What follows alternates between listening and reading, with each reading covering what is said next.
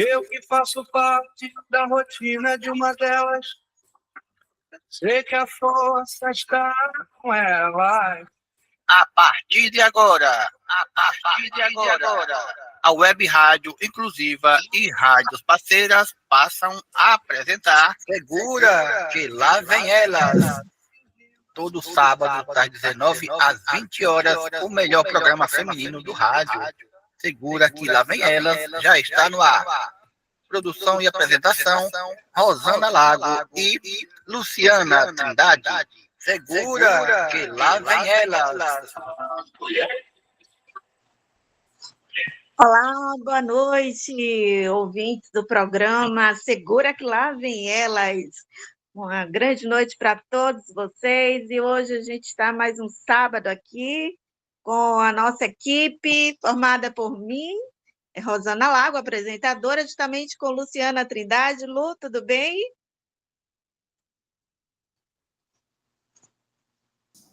Olá, Rosana, boa noite. Boa noite, ouvintes da Rádio Web Inclusiva e parceiras. Meu nome é Luciana Trindade, eu sou uma mulher com deficiência, tenho olhos e cabelos castanhos, pele branca, sou cadeirante, estou falando aqui da cidade de São Paulo. Prazer estar aqui com você de novo, Rô. Prazer, Lu, mais um programa juntas, né? Então, eu também sou apresentadora aqui do programa, uma mulher com deficiência, tenho pele branca, cabelos castanhos escuros, que estão com mechas, né? Acho que agora eu estou um pouco loira, tá, gente? Para atualizar o meu, o meu perfil agora, sou uma mulher com deficiência física, os cadeirantes de rodas, estou aqui também falando de Salvador. E hoje a gente tem um bate-papo muito bom com pessoas aqui do município de Salvador. Temos aqui hoje também na técnica o Joaquim Alves. Nossa convidada de hoje é Janiele Portela. Janiele, muito bem-vinda ao nosso programa para tratar desse tema e que a gente sabe quanto é importante para esse ano de eleição falar do papel da mulher na política. E para comentar, eu convidei Edmundo Xavier, que é da ONG Vida Brasil, e Ruth Lima, pré-candidata, também uma mulher com deficiência, para a gente poder ter esse bate-papo aberto. Eu vou passar a fala para a Janiele se apresentar, por favor, e demais convidados para que a gente possa, então, ter esse programa aí maravilhoso com essa pauta tão importante. Janiele, com você, querida. Boa noite, bem-vinda. Olá, boa noite a todos e a todas, aqui, né, os ouvintes da Rádio Web Inclusiva. É uma honra, né, um prazer estar aqui, uma satisfação. Agradeço demais o convite aí da Rosana e da Luciana. Eu sou uma mulher de estatura baixa, sou uma mulher que, embora seja lida como branca, mas tem uma ancestralidade multirracial, com origem nos povos originários, né, lá de Pernambuco, minha família vem de lá, e estamos aqui hoje, né, trazendo informações e conteúdo bastante importante sobre essa temática relacionada às mulheres na política, né, estou aqui à disposição para trazer conteúdo e tirar as dúvidas que forem apresentadas.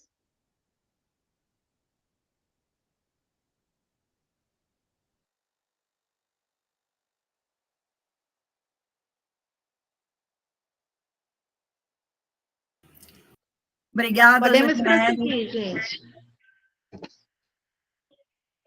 Agora a gente vai ouvir aí, a gente está com a presença também do nosso querido amigo Edmundo, e a Ruth, que também hoje vai atuar aqui com a gente como comentarista.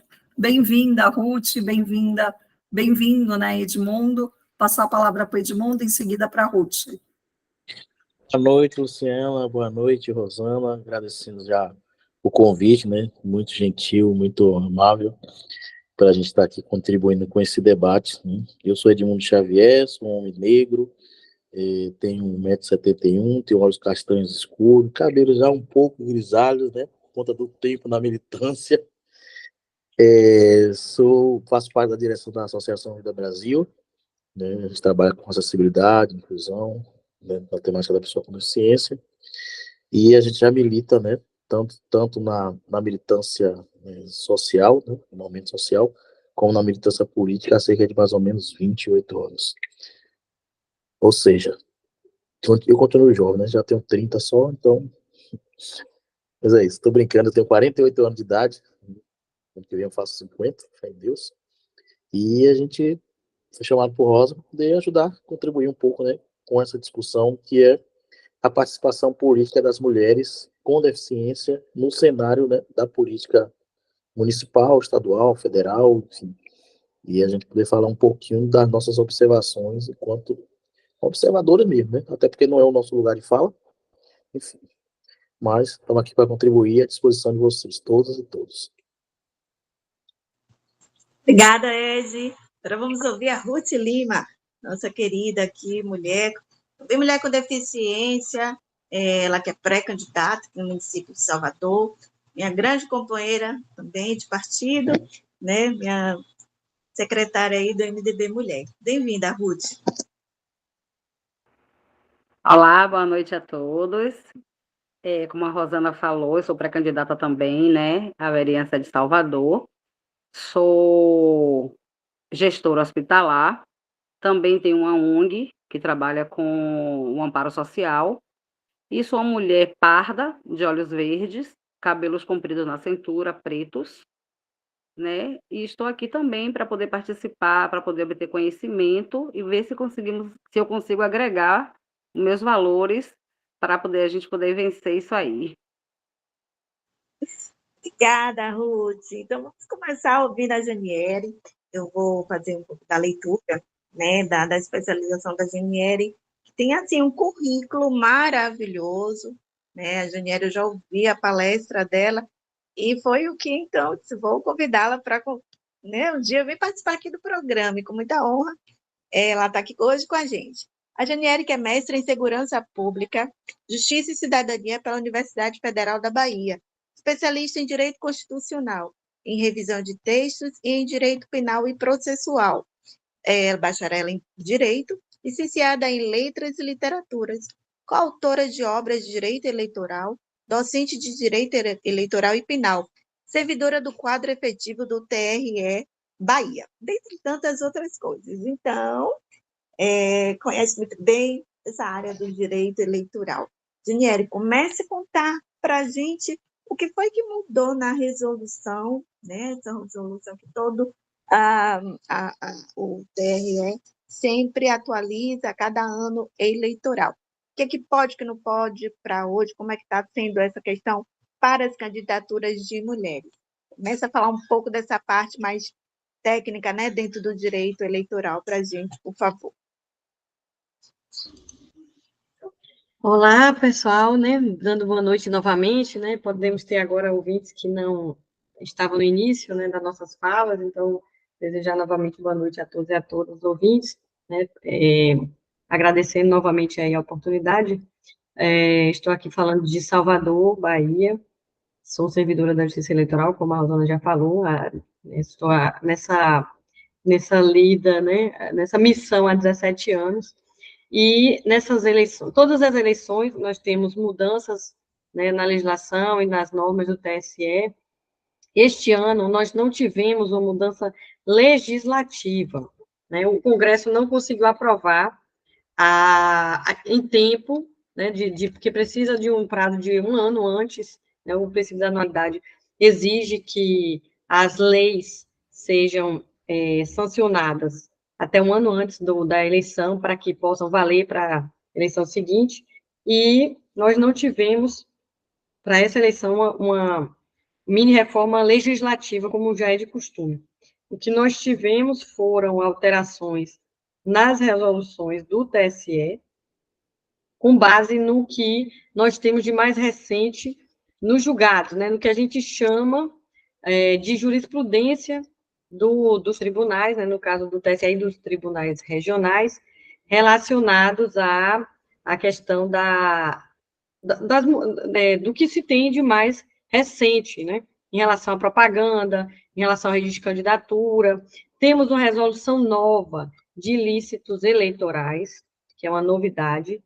Essa resolução, ela não existia ainda no TSE até então, e ela vai começar a ser, né, já está em vigor, mas vai começar a ser aplicada pela primeira vez nessa eleição deste ano, que é a Resolução 23.735, agora de 2024, ela traz disposições sobre ilícitos eleitorais relacionados a abuso de poder, fraude, principalmente fraude relacionadas à questão do descumprimento das cotas, corrupção, arrecadação e gasto ilícito de recursos de campanha, captação ilícita de sufrágio, condutas vedadas aos agentes em campanha, tudo que já existe na lei, na Constituição, mas que essa resolução, ela trouxe uma compilação, né, digamos assim, dos julgados né, dos últimos tempos aí da Justiça Eleitoral nesses temas, e principalmente a sistematização desses julgados em relação a algumas práticas, né, ao combate de algumas práticas relacionadas a condutas que, na verdade, trazem prejuízo para o eleitor, né, e para o bom andamento dos princípios democráticos, o respeito ao voto, né, à vontade do eleitor. Tudo isso é prejudicado quando ocorrem fraudes, quando ocorrem condutas vedadas, né, corrupção, né, os crimes eleitorais. Então, tudo isso nós temos agora nessa resolução mais recente, né, não em relação a crimes, mas em relação aos ilícitos cíveis eleitorais, de uma forma mais sistematizada, a partir dessa resolução. E temos também alterações na resolução do registro de candidatura, no que se refere à questão também ao combate às fraudes, né, das cotas de gênero, principalmente. E temos uma súmula nova do TSE, que é também relacionada ao combate à fraude, a súmula 73 do TSE, com o seguinte enunciado: a fraude à cota de gênero consiste no que diz respeito ao percentual mínimo de 30% de candidaturas femininas, nos termos da Lei 9.504, que é a Lei das Eleições, configura-se com a presença de um ou alguns dos seguintes elementos. Aí tem lá votação zerada, ou inexpressiva, prestação de conta zerada, ou sem movimentação financeira, ausência de atos efetivos de campanha, divulgação ou promoção da candidatura de terceiros. E aí, esse reconhecimento desse ilícito, dessa fraude, acarretará nas seguintes penas: cassação do demonstrativo de atos partidários, que é o DRAP, depois eu vou explicar melhor, inelegibilidade daquelas pessoas que estão envolvidas nessas práticas, né, inclusive dos candidatos que concorrem na mesma chapa, e nulidade dos votos obtidos pelo partido com a recontagem, né, do coeficiente eleitoral, partidário, e também anulação, inclusive, até, talvez, né, dependendo da dimensão da coisa, pode anular todos os votos daquela chapa. Então, essa jurisprudência do TSE, ela foi construída, né, esses julgados foram construídos ao longo aí dos últimos 10 anos, mais ou menos. Nós tivemos uma aplicabilidade mais efetiva, né, dessas cotas, a partir de uma mudança da legislação que ocorreu em 2009 e começou a ser aplicada a partir de 2010, quando tornou obrigatória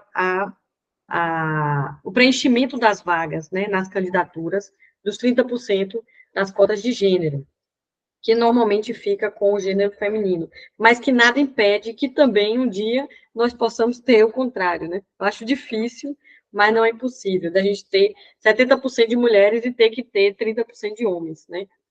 Mas o ideal seria a gente chegar na paridade, né? Não só de candidaturas, mas também de vagas, como nós temos em vários países da América Latina, né? O Brasil é um dos que estão no final lá do ranking, né? Dessa questão da representatividade das mulheres pela paridade, né? É o que a gente vem lutando. Pela paridade, né? Isso, exato. É verdade. Aí, quando você fala dessa questão da fraude, né? Então, ficou estabelecido que há fraude sempre que tiver alguns critérios, como votação zerada, não é isso? Prestação de contas padronizada ou com ausência de movimentação financeira relevantes, que eu dei uma lidinha hoje um pouco, ausência de atos efetivos de campanha e divulgação e promoção de candidaturas de terceiro.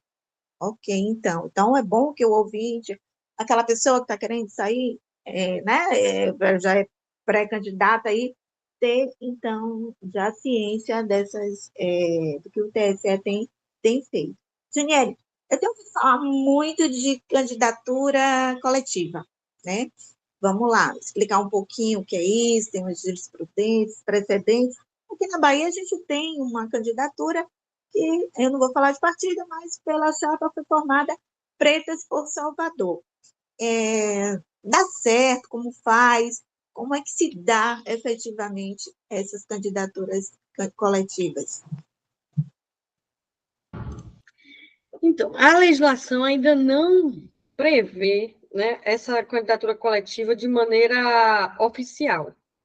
O que acontece na prática, essas candidaturas podem ocorrer, mas uma pessoa apenas ela vai se candidatar, né, vai colocar o nome dela lá no registro de candidatura, e aí existe um compromisso, né, de maneira extraoficialmente, assim, do ponto de vista da legislação, isso não vai para o registro de candidatura. Porém, do ponto de vista fático, né, nos fatos, isso acontece. Né? Existem várias candidaturas aí no Brasil, aqui em Salvador, como você mencionou, nós temos, e a lei não proíbe que ela aconteça de fato, porém, não temos uma regulamentação ainda, né, do ponto de vista normativo, nem para as candidaturas coletivas, nem para candidaturas avulsas, são candidaturas sem partido.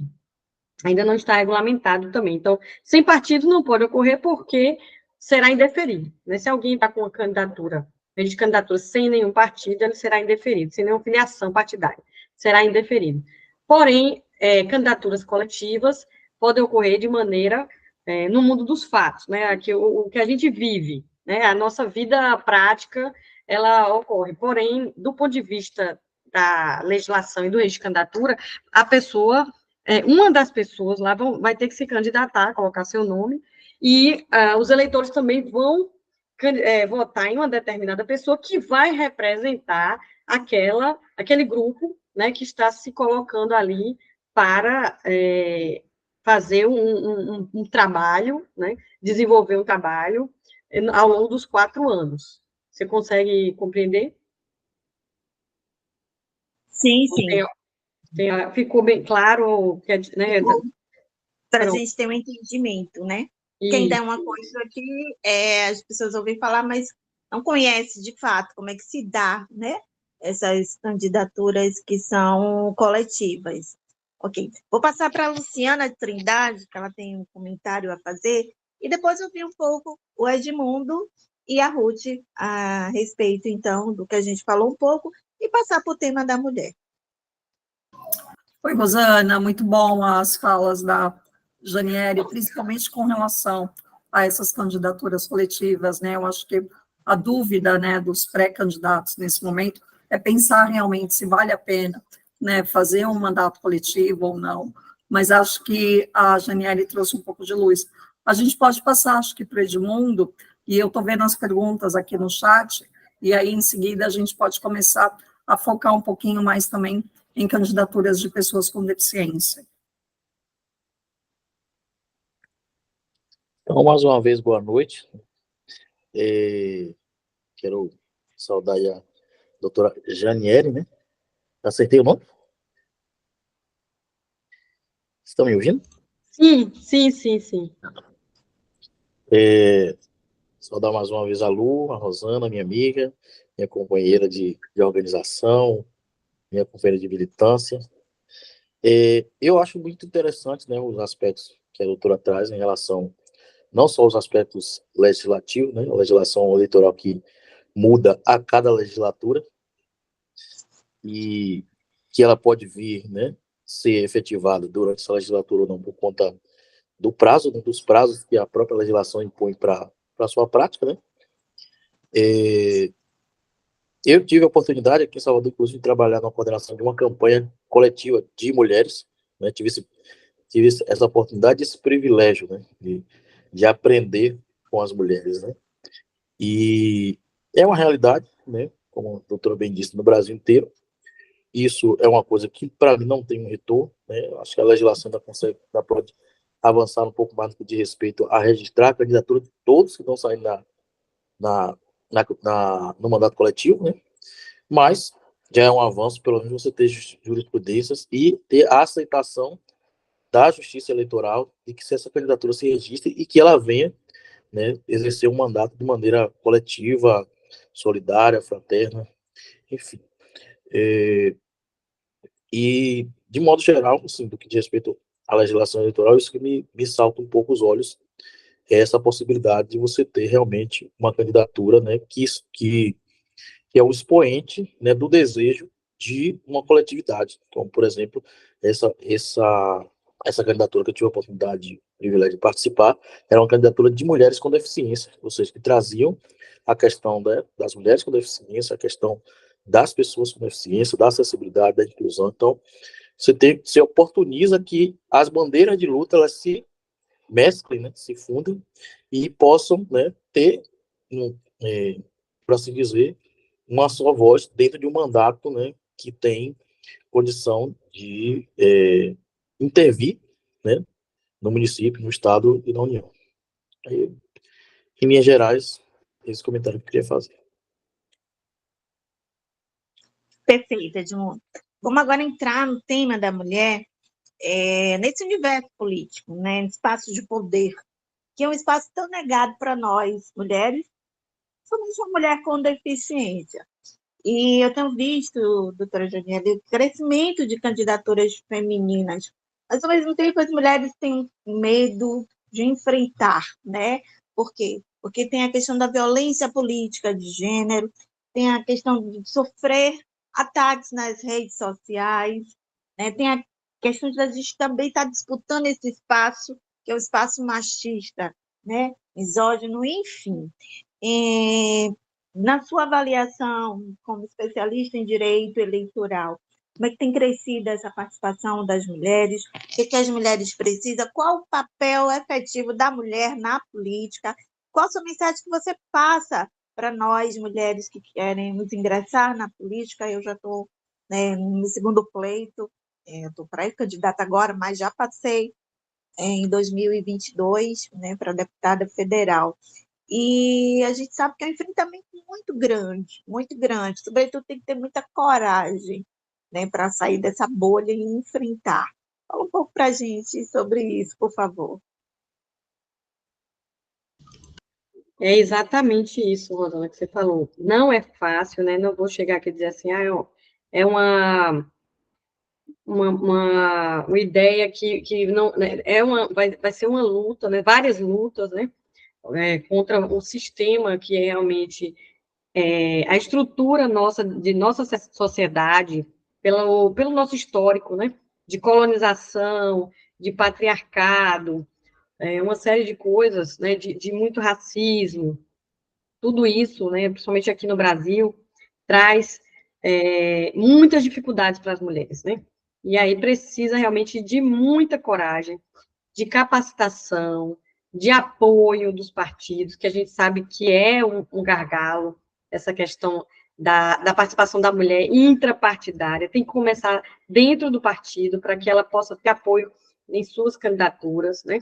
E aí temos os recortes, né? A mulher negra, a mulher com deficiência, a mulher indígena, né? Então, tem vários recortes dentro desses grupos minorizados, né, essas transversalidades, que acabam trazendo esses marcadores sociais com muito mais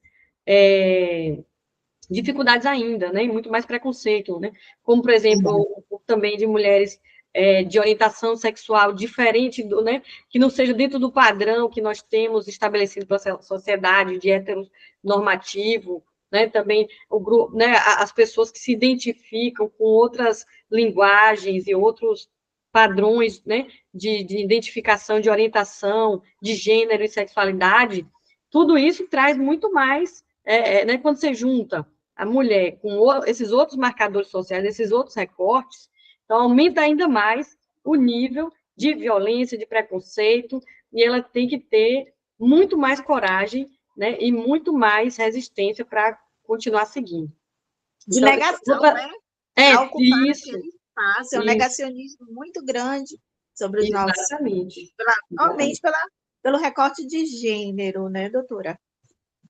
Não, recorte de gênero né, isso, é um determinante. Mas se você tiver ainda outros, né, outros marcadores, como você que é uma pessoa com deficiência, você deve ver, né, sentir isso muito mais, né, do que eu que não tenho uma deficiência. Então, cada um tem, né, traz esses marcadores, né, pessoas também de pele retinta, né, de etnia, tanto de origem de pessoas pretas, como também de outras ancestralidades, a exemplo da mulher indígena também sofre esses preconceitos, né, com mais intensidade ainda, as pessoas também com orientação sexual, né, tipo, mulheres lésbicas, mulheres bissexuais, né, mulheres trans, tudo isso vai ter, né, mais dificuldade ainda. Então, a gente precisa ter essa consciência, primeiro, né, dessas dificuldades. Mas e aí, como vamos enfrentar?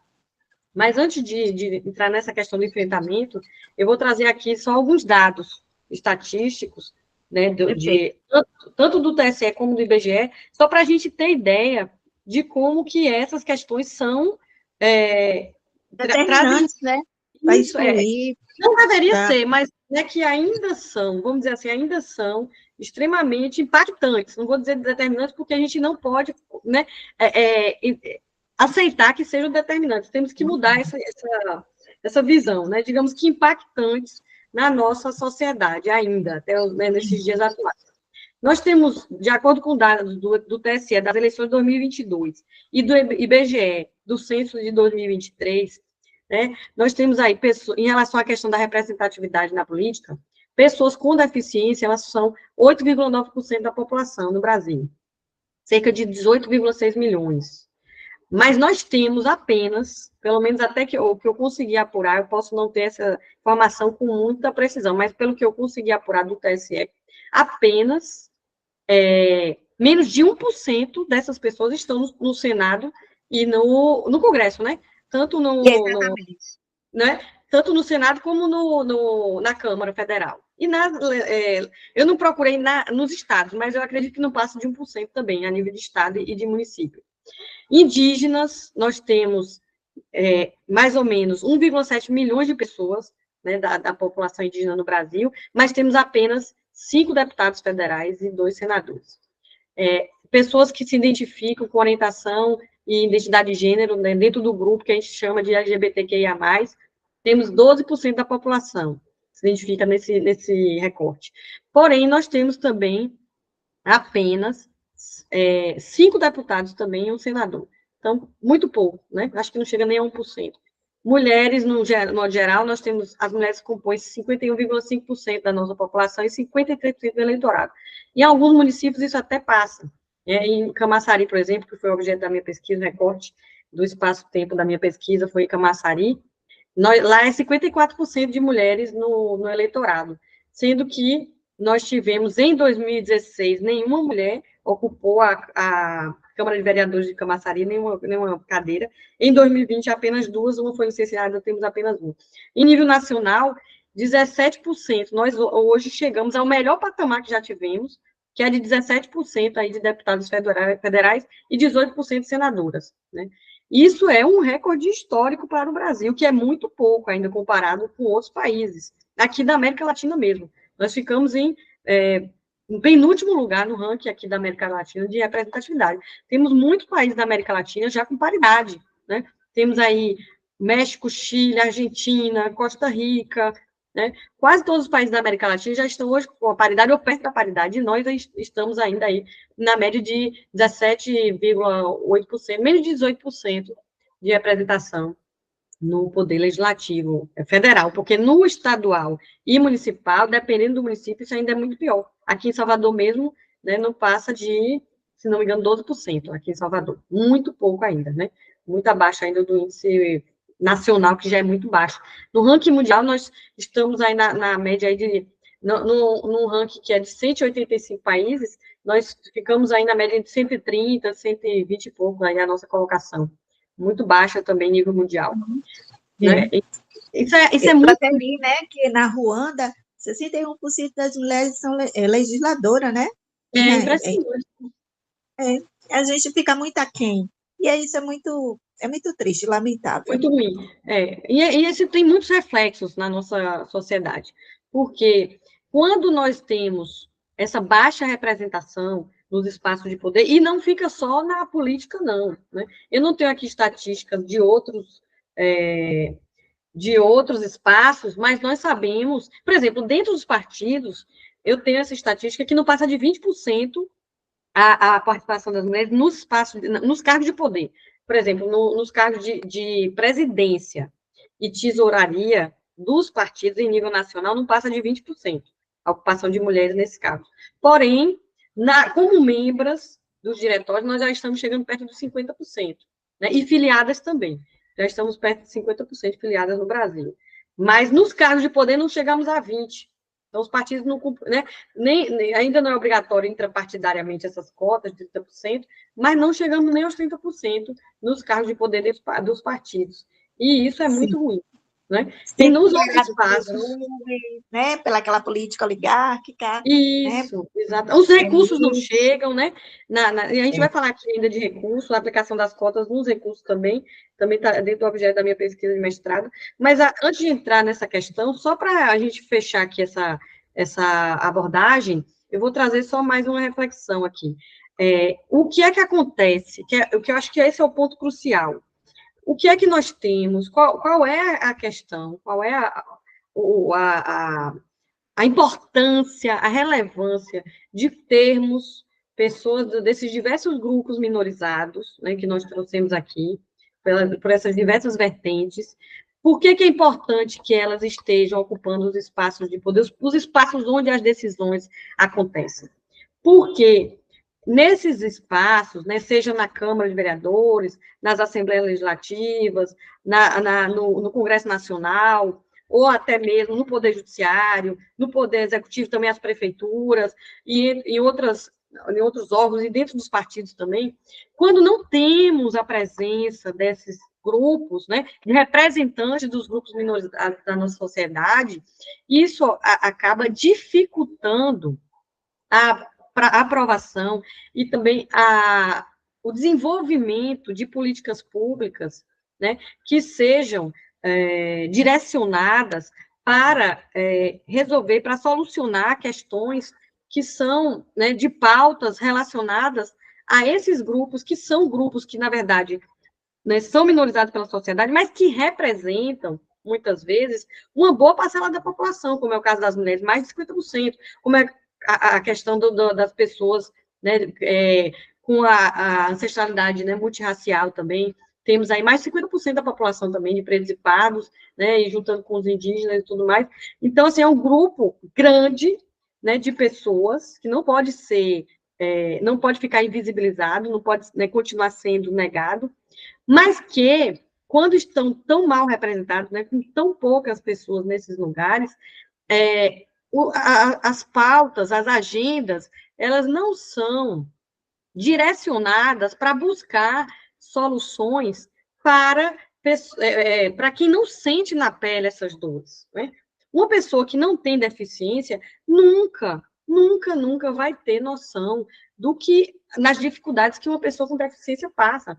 Assim como uma pessoa de pele não retinta também não vai ter noção dos preconceitos, né, e das violências que são disseminadas pela população. Então, precisamos, assim, é uma questão é imprescindível que a gente tenha pessoas dos diversos grupos, né, minorizados, nesses espaços, ocupando esse espaço, porque, senão, as políticas públicas, né, as ações afirmativas, elas nunca vão resolver o problema. Elas nunca vão na fonte, na raiz desse problema, né? Vão ficar só na superfície. Então, é por isso que é tão importante. Né, doutora? Nossos representantes lá no Congresso, eu sempre digo isso, por mais que um legislador tenha uma empatia pela pauta de uma pessoa com deficiência, pelas nossas causas, como a senhora bem colocou, foi bem cirúrgica e sensível, mas não sente na pele as mesmas, né, dificuldades, as nossas políticas públicas que a gente tanto precisa e que precisam ser garantidas. Muito bem, gostei muito de sua fala. Obrigada. É isso, então a gente precisa ter essa consciência, mas a sociedade ainda não está preparada para isso. Isso é uma questão de educação, né? E educação continuada, tem que começar na infância, né? Desde os primeiros anos, né? Isso tem que estar na escola, tem que estar nas universidades, né? Essa conscientização, e também na nossa vida particular, dentro das nossas casas, né? Eu sempre falo isso nas minhas falas. No nosso ambiente de trabalho, quem é professor, né? Eu também tenho formação, né? Sou professora de formação também em letras, mas não atuo na área de letras, eu atuo na área do direito, mas faço mentoria também, e dou aulas e tudo mais, levo sempre isso para os meus alunos, né, para as pessoas que eu tenho contato, que as pessoas precisam abrir, né, a mente para essa necessidade, para compreender por que a gente está lutando por isso, por que né, a luta ela é justa, é uma luta necessária, né? Porque se a gente continuar, se a gente permitir que né, esse grupo maior que ainda está no poder, constituído eminentemente por homens brancos, né, héteros, cis, e de muitas vezes de uma classe também, tem a questão de classe também envolvida, né, de classes que já são abastadas, que já vêm de uma fatia da sociedade privilegiada, né, que não sente na pele essas questões todas que a gente está trazendo aqui, e questões relacionadas também à sexualidade, uma série de coisas, nunca vamos ter melhorias efetivas, né? Então, as pessoas precisam ter essa consciência para começar a selecionar melhor as pessoas em que elas vão votar, né? As pessoas precisam deixar de pensar que o voto é uma coisa que vai trazer ali um benefício momentâneo, né? Quantas pessoas aqui, eu quero que vocês falem sobre isso, vocês nunca ouviram, ou vocês já ouviram muitas pessoas, inclusive pessoas com um bom nível de conhecimento acadêmico, uma boa formação, e até no ponto de vista de classe também, às vezes são pessoas até de uma boa renda, que dizem assim, eu vou votar em quem me der alguma coisa, né? Se eu tiver algum benefício. Eu não vou votar em quem não tem nada para me oferecer. Mas não pensa que esse benefício que pode ser em valor, em um cargo, um emprego, né? Coisas momentâneas e temporárias, individuais, não pensa no coletivo. Nós precisamos pensar de maneira coletiva, minha gente. Nós precisamos pensar que aquele voto que a gente dá em 40 segundos, ele vai durar 4 anos ou 8 anos no Senado. E isso vai ter muitas consequências na nossa vida, né? Não é um cheque que a gente está assinando e está deixando em branco, né, na mão dos mandatários, mas que realmente é extremamente o reflexo disso na nossa sociedade. Se as pessoas tivessem noção, né, elas iam votar com mais consciência, né, não pensar no benefício momentâneo, mas numa questão de a longo prazo, né, no que isso pode trazer de benefício para a sociedade, para a coletividade, para nossas crianças, para as futuras gerações, para o nosso planeta, que está, né, nós temos aí todas essas questões ambientais, né, alguns locais aí tendo enchentes, né, como o Rio Grande do Sul nós tivemos essas tragédias aí climáticas, né, e tudo mais, porque nós votamos sem consciência. Então, essa questão da formação da consciência tem que ser continuada, tem que iniciar na infância e seguir por toda a vida, né, até o último minuto de suspiro aqui nesse planeta Terra. Então, penso assim, de uma maneira, né, 360 graus, né? A gente tem que ver a questão por todos os ângulos. Não é um problema fácil de resolver, é complexo, exige participação tanto da iniciativa pública quanto privada, né? Instituições privadas, coletivos, né, de mulheres, de pessoas negras, de pessoas com deficiência, organizações não governamentais, como aqui nós temos a presença de vocês aqui, que tem participação nisso. Eu também tenho militância nessa área, sou sindicalista, sou dirigente sindical também do Sindijup, participo da Coalizão Nacional de Mulheres, né, assim como a Rosana, não sei se tem mais alguém que participa aqui, sou engajada em vários movimentos aí de lutas, de várias vertentes, né, sou mãe de LGBT, então também tenho essa vertente da questão da orientação sexual também, de ter essa consciência da importância de acolher, de respeitar e de procurar políticas públicas também que tragam essa minimização das violências, né? São muitas, né? A mulher, por si só, já é muito objeto de muita violência e precisamos sair dessa posição de objeto para assumir nossa posição de sujeitos nessa sociedade. Mas é isso aí, estou à disposição, acho que já falei demais. Maravilha, estou aqui encantada com a sua fala.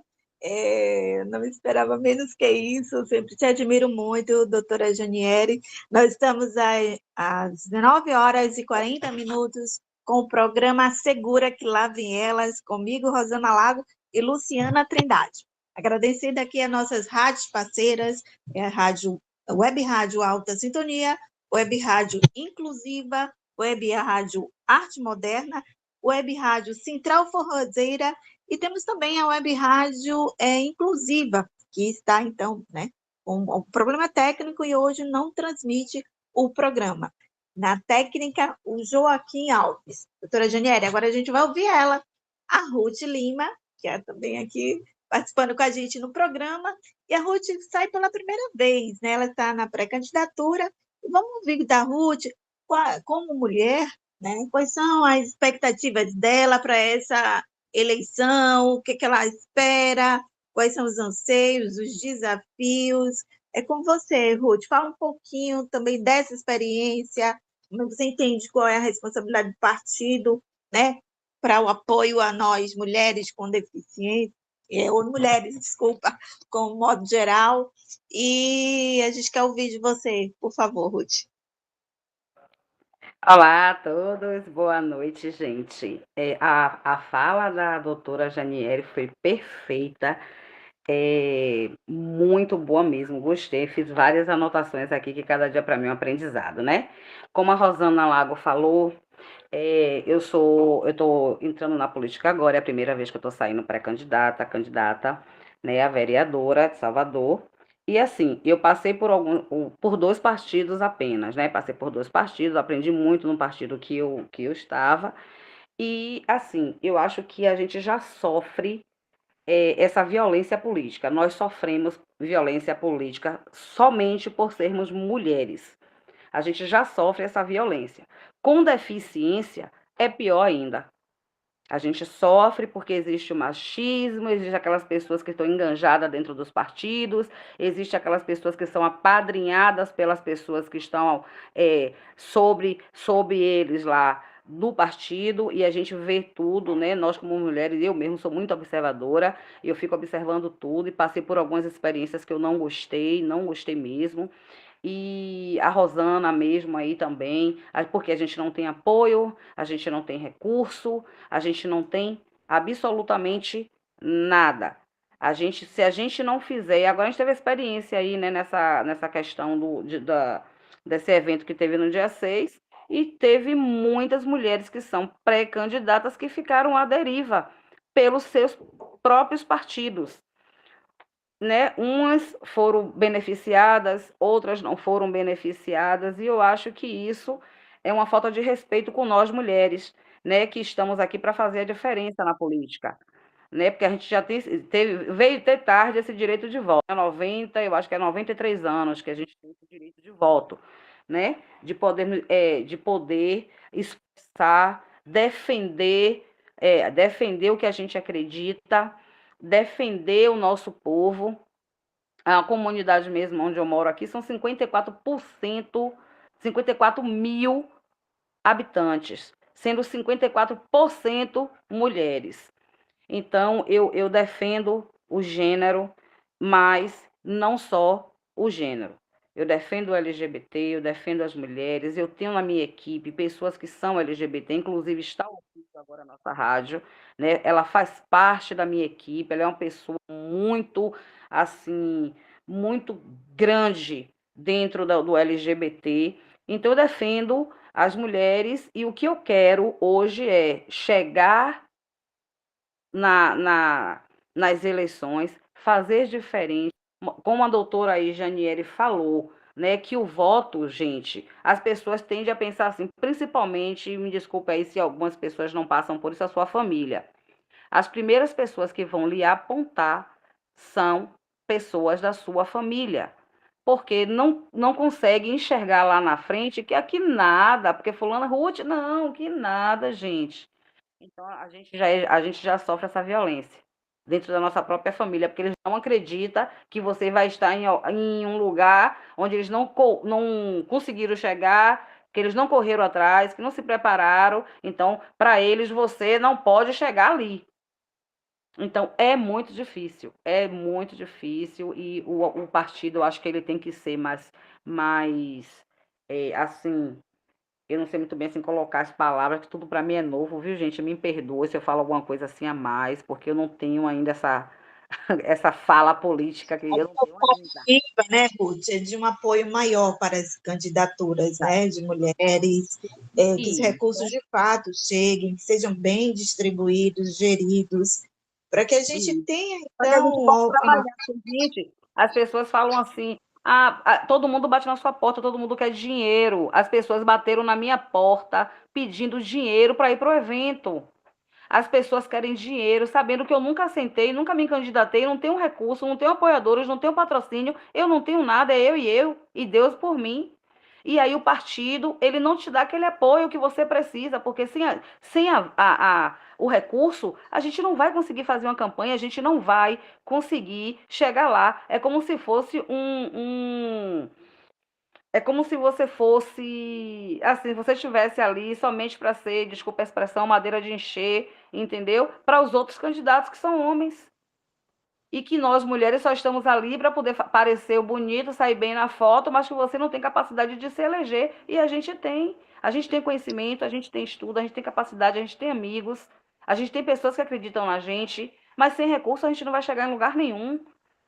A verdade. gente, as outras, os outros, os candidatos que tem aqui, eu sou sozinha aqui competindo com 4 que não são do meu partido nem da minha, são da direita. Eu só tenho eu aqui da esquerda, né? Então eu tô aqui quebrando o pau com esse povo, mas eles estão quebrando e amassando no meu bairro. E eu não tenho um panfleto para dar a ninguém. Se eu não arcar do meu próprio bolso, eu gastei na festa do Dia das Mães R$ 3.800. Porque eu solicitei ao partido, eu enviei a planilha que me solicitaram e não chegou para mim recurso nenhum. Mas eu já tinha marcado, já tinha feito, passado as informações, eu não podia mais voltar atrás. Eu já tinha comprado tudo, então não podia voltar atrás. E eu gastei do meu bolso R$ 3.800 e eu não fui ressarcida nem de R$ 1. E hoje eu tenho meus cartões para pagar, as pessoas para pagar, e eu não tenho onde tirar, porque eu tenho que pagar aquilo que eu gastei lá atrás. E isso é difícil, a gente passa essa informação, a gente pede, e aí a gente muitas vezes não é atendido, muitas vezes a gente não é bem aceito, a gente é visto com outros olhos, por quê? Porque fulano está pedindo, sem saber a nossa luta lá atrás, gente. Só o fato de a gente ser mulher, a gente já está sofrendo essa violência política. Verdade. Ruth, a sua fala, ela expressa, assim, acho que a realidade da maioria das candidatas, né? Eu queria ouvir da doutora Janieri um pouco, com que ela pôde observar da sua fala também, e que ela trouxesse para a gente como é, é a questão dos recursos, né? Para as campanhas agora. Eu queria que a Luciana, que é a nossa parceira aqui, pudesse, então, comandar aí essa parte dos recursos. Lu, é com você. A gente já está quase caminhando, gente, só para dar um tempo aqui para vocês, que está chegando aos 10 minutos finais do nosso programa. É um tempo assim que a gente nem percebe passar, mas o papo está ótimo. Eu queria ouvir agora a doutora Janieri e a Luciana, por favor. Oi, Ed. Só antes das nossas brilhantes expositoras aí darem continuidade, eu achei interessante tanto a colocação da doutora Janieri como a colocação da Ruth, né, da pré-candidata Ruth, em respeito à falta de tanto de paridade como de equidade em relação a recurso, a apoio, a participação das mulheres nas tomadas de decisão dentro dos partidos políticos, né? E isso é uma realidade que não é só do partido político, é do mercado de trabalho, é nas organizações governamentais, nas organizações não governamentais, né? A gente tem que fazer críticas e autocríticas, né? Eu tenho uma experiência nisso, porque além de fazer parte de uma ONG, eu faço parte também da gestão governamental, né? Porque estou na Universidade Federal da Bahia, e a gente vê muito isso. Então, os pró-reitores, os reitores, os departamentos, as diretorias, elas são ocupadas, na sua grande maioria, por homens, né? Apesar do espaço acadêmico ser um espaço majoritariamente feminino, né? Se você vê a maioria dos departamentos, né, acadêmicos, a maioria do corpo docente da universidade são mulheres, mas você não vê essas mulheres nas tomadas de decisão. E tal qual acontece nos partidos, né?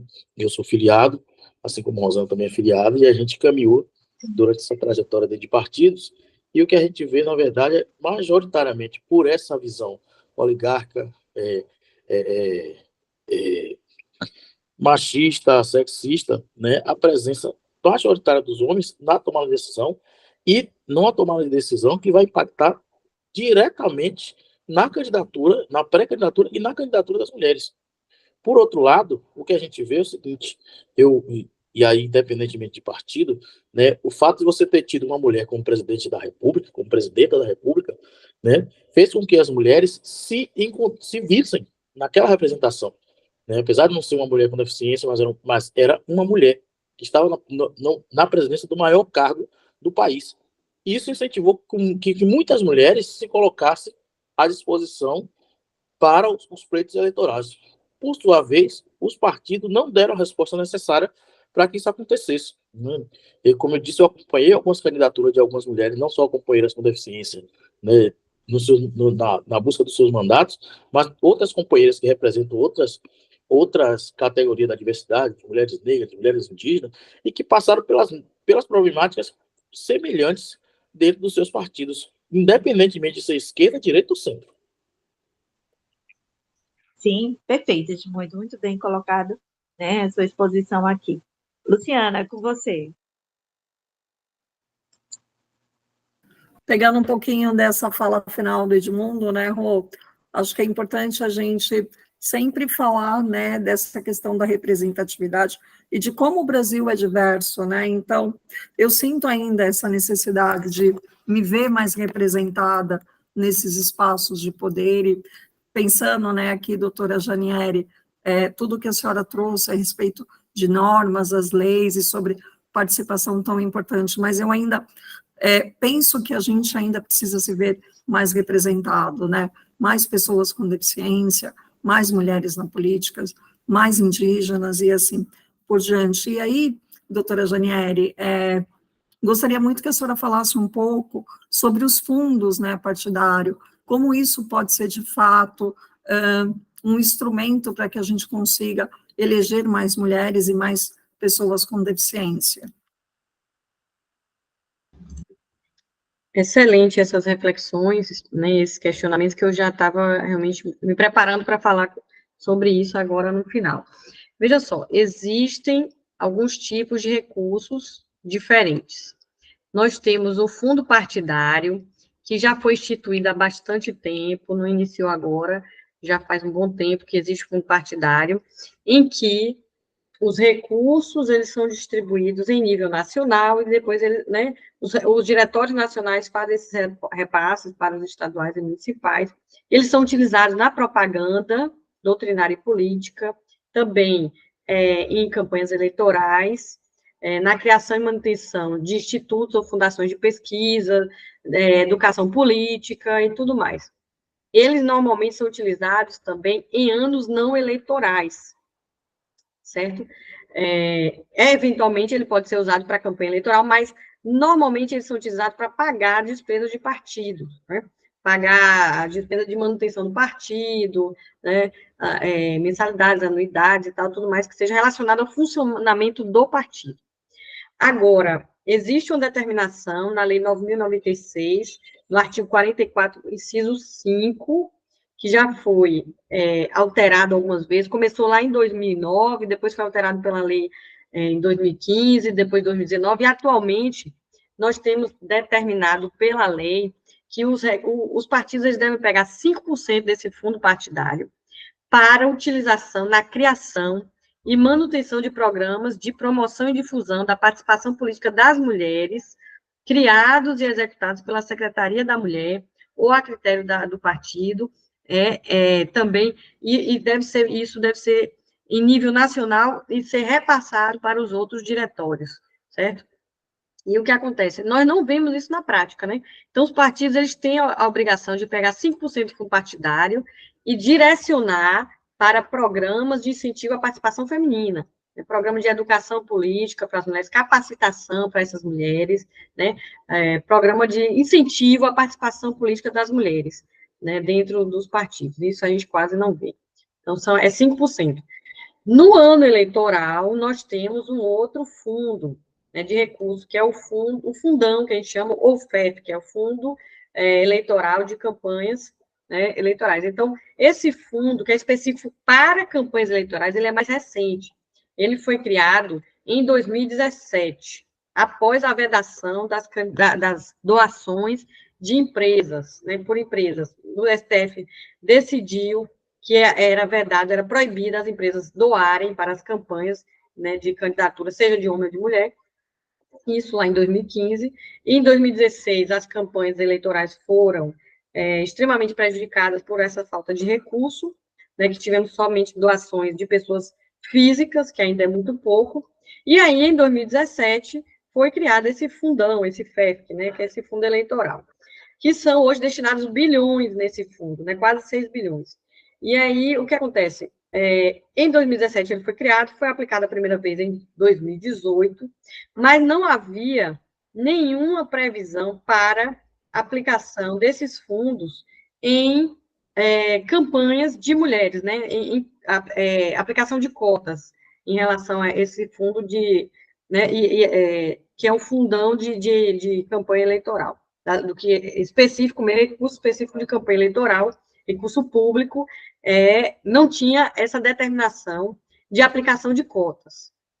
Porém, por meio de consultas ao TSE, por meio de ações diretas de inconstitucionalidade perante o STF, começou-se a criar uma jurisprudência, ou seja, uma série de decisões, de consultas, respostas a consultas, por parte do TSE e do STF, no sentido de aplicar, né, as cotas de gênero ao financiamento de campanha, né, esse fundão.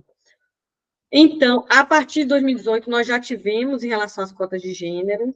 Em 2020, houve aplicação também em relação a percentual de proporcionalidade de raça, né? Não são os 30% como de gênero, mas em relação à proporcionalidade da quantidade de pessoas pretas e pardas que se candidatarem, né? Esse percentual ele deve refletir no fundo eleitoral. E desde 2021, essas decisões, né, essas jurisprudências que estavam sendo aplicadas, mas ainda não estavam positivadas na legislação, em 2022, foi incorporada à legislação por meio da emenda constitucional número 117, de 5 de abril de 2022, que alterou o artigo 17 da Constituição para impor aos partidos a aplicação dos 30%, né, das cotas que nós temos hoje para candidaturas, que isso também né, seja incorporada, essa aplicação, aos partidos políticos, né, aos recursos do Fundo Especial de Financiamento de Campanha. Então, os partidos são obrigados a distribuir 30% dos valores que eles recebem para repassar para essas campanhas, né, de mulheres. Então, hoje nós temos essa obrigatoriedade. Em relação às candidaturas de pessoas pretas e pardas, né, que compõem a população negra, não temos ainda as cotas obrigatórias. Temos ainda o que foi decidido pela jurisprudência no sentido de aplicar proporcionalidade. E o que acontece? O grande problema disso é a falta de critérios nessa distribuição e nessa aplicação. Os partidos são obrigados a fazer essa distribuição interna dos 30%, mas não tem critérios pré-estabelecidos, né, objetivos de quanto, de que eles precisam distribuir isso de maneira proporcional, por exemplo. Não existe isso. Os partidos podem distribuir esses 30% para uma única mulher, ou para uma única, né, a questão de raça para uma única pessoa negra, né?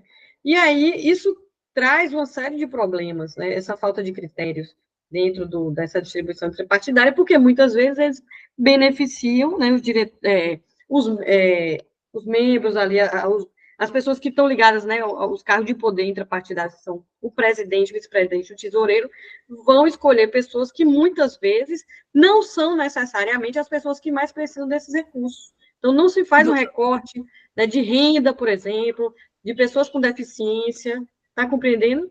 Doutora Janieri, e aí pegando um gancho um pouco nessa sua fala, porque recentemente o segmento de pessoas com deficiência partidário entrou com um projeto de lei para reivindicar uma cota para pessoa com deficiência. Eu vou explicar mais ou menos como é esse projeto de lei para a senhora ter uma ideia, e aí a gente entrar um pouco nesse debate, porque você também me trouxe luz sobre um outro recorte que é importante com relação à parte financeira, mas primeiro eu vou falar do projeto, tá?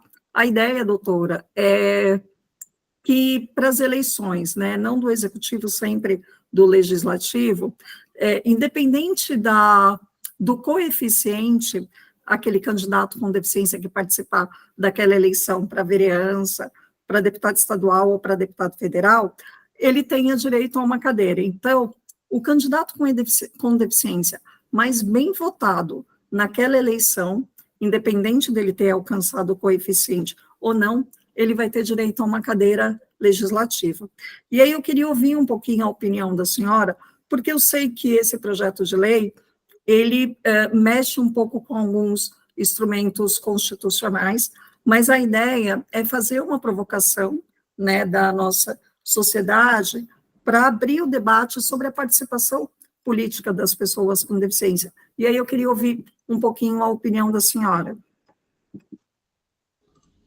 É isso, eu não entendo como é que até hoje nós não conseguimos chegar no nível de aprovar, né, seja por projeto de lei ou por uma PEC, né, uma proposta de emenda à Constituição, as cotas em nível de pessoas com deficiência para as candidaturas, ou ainda melhor, como você trouxe aqui esse projeto, no sentido das cadeiras, né? Na verdade, hoje nós não temos nenhuma cota de cadeira, né, de ocupação de vagas, né, dos cargos mesmo, por si só, seja de pessoas pretas ou pardas, né, ou de mulheres, não temos ainda, temos só nas candidaturas, isso já é ruim.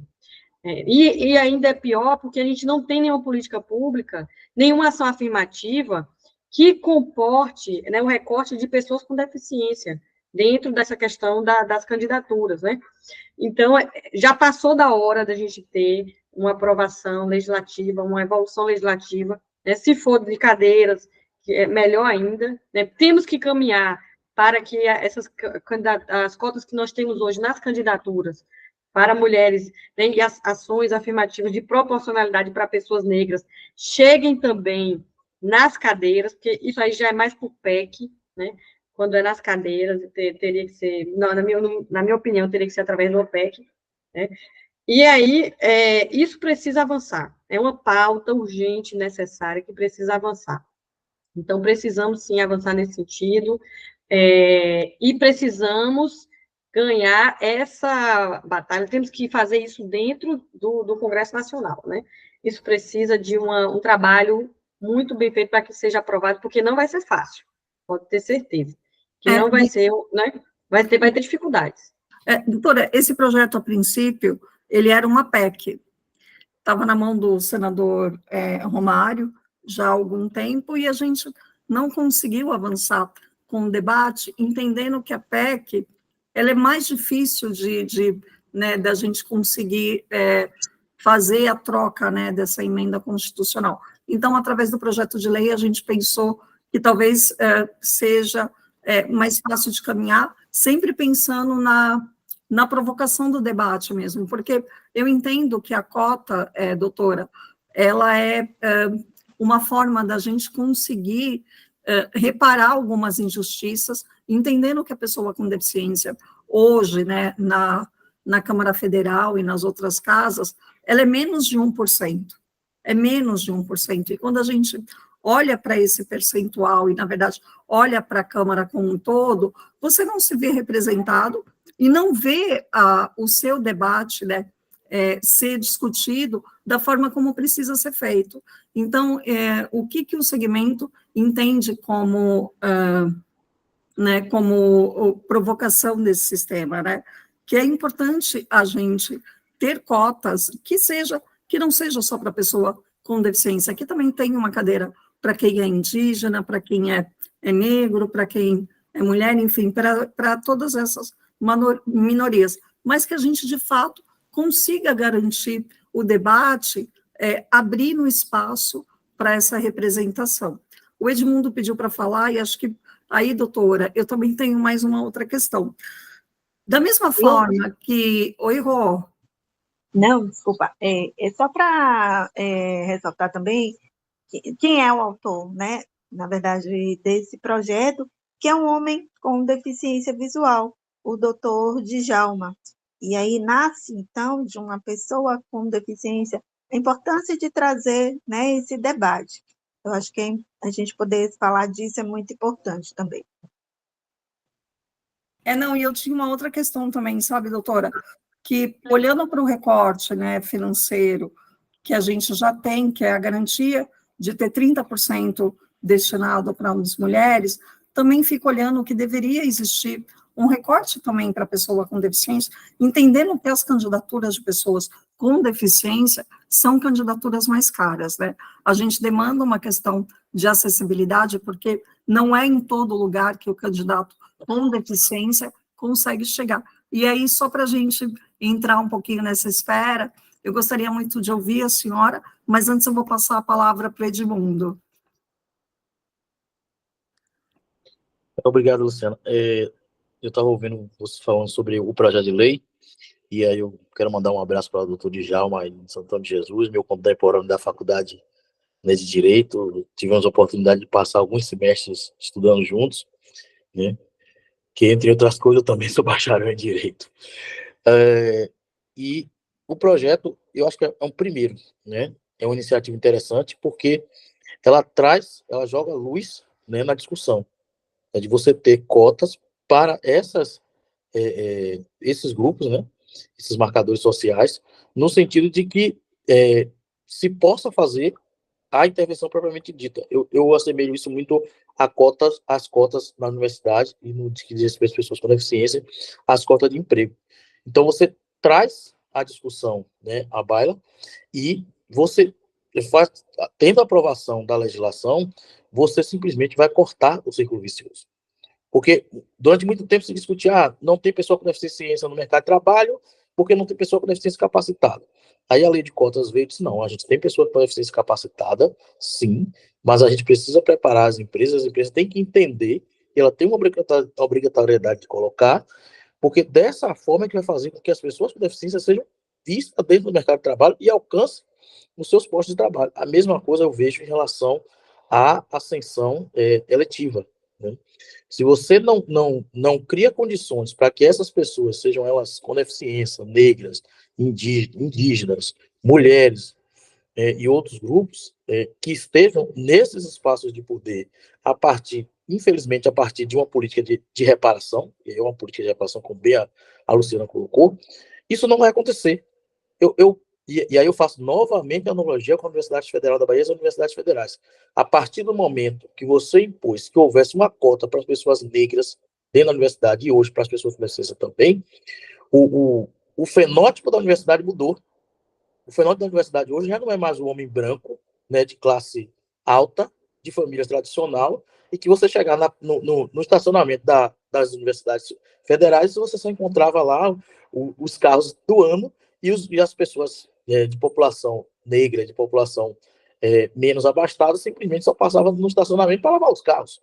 Então, a partir do momento que você faz a intervenção, né, que você permite, que você cria condições para que as pessoas estejam nesses espaços de poder, você transforma as características não só sociais daquele espaço, mas você começa a se enxergar naquele espaço. A diversidade, ela fica a olhos vistos.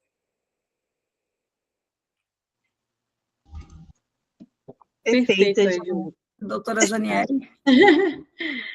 Posso falar? Sim, claro. Ah, Ruth também levantou a mão. Pode falar, Ruth, depois eu falo. Quer deixar logo pronto? As pessoas estão falando me chamando aqui para dizer que está passando música, que não consegue mais nos ouvir. Procede? Pronto, vamos ver. Mas vamos seguir com o programa. Pode falar, doutora. Ok. Então, perfeitas essas falas, é exatamente isso. Eu nunca consegui compreender como é que as ações afirmativas de pessoas com deficiência, que foram uma das primeiras aqui no Brasil em relação à questão de concurso público e de espaço nas empresas, né, na iniciativa privada, como é que isso não chegou até hoje na representatividade da política? Eu não consigo entender, né, porque tem pouquíssimos projetos nesse sentido. Eu não tenho um lugar de fala nesse tema, porque não sou uma pessoa com deficiência e também nunca fiz uma pesquisa mais aprofundada em relação a isso, né, do âmbito do ponto de vista normativo e tudo mais, mas eu desconheço, né, projetos nesse sentido. Esse que você mencionou, Luciana, e o Edmundo, eles são em nível nacional, né, federal, né, esse projeto. Eu queria até o número também do projeto para acompanhar depois, para ficar... É federal, doutora. Eu vou colocar aqui o número, até para a senhora ter conhecimento. Agradeço. Porque não é aprendizado também, não é meu objeto de estudo diretamente, só de maneira transversal, mas é bom aprofundar também. Mas eu não compreendo como é que a gente demorou tanto para, né, para chegar, né, a gente ainda está estagnado nesse sentido. Porque as mulheres, querendo ou não, nós hoje somos quase 18%. É pouco, mas já temos alguma coisa, né, em nível de representação nacional. Agora, pessoas com deficiência, gente, é quase zero, é muito pouco, né? Precisamos urgentemente buscar que essa pauta, né, chegue aí nas agendas do Congresso Nacional, dos espaços de poder, porque realmente estamos muito atrasados. É uma pauta legítima, necessária e urgente, né? Isso já devia ter sido aprovado há muito tempo, tanto nas cadeiras, ou no mínimo nas candidaturas, como em relação aos recursos também, né? A gente ficou com um atraso muito grande aí em relação né, à discrepância das cotas iniciais em nível de educação e de concurso público e de iniciativa privada para a representação na política, está muito abaixo, né? Precisamos lutar muito por isso aí, é urgente essa pauta. E como vocês falaram, as candidaturas das pessoas com deficiência, por uma questão de necessidade, né, de superação desses desafios, né, precisa ainda de mais atenção, de mais recurso, né, é uma questão legítima. Então, realmente precisamos trabalhar nesse sentido. E, deixa-me ver aqui, acho que teve uma pergunta da Luciana, em relação o que foi mesmo, Luciana, que você falou, que agora estou tentando... Era sobre a parte financeira, né? Da mesma forma que a gente tem, né, um valor destinado para as mulheres, a gente também tem uma proposta de projeto de lei para que parte do fundo partidário seja destinado ainda para as pessoas com deficiência, levando em consideração essa questão da dificuldade e ausência de representatividade. E só um adendo, Lu, me permita também, doutora Janiele, que a questão das nossas candidaturas como pessoas com deficiência, elas se tornam mais caras. Por quê? Porque a gente tem que se preocupar com os recursos de acessibilidade. É muito mais caro. Eu não posso fazer uma campanha onde eu não considere a acessibilidade comunicacional.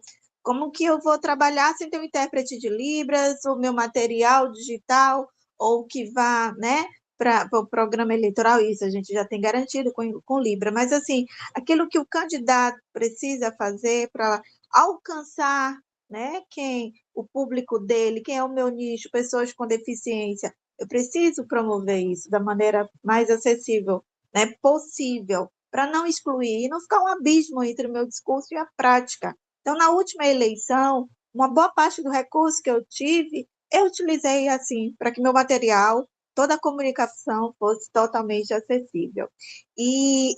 Né, essa é uma questão que a gente queria mesmo jogar luz, porque muitas vezes isso não é visto pelo partido, né, não é dado uma importância para isso.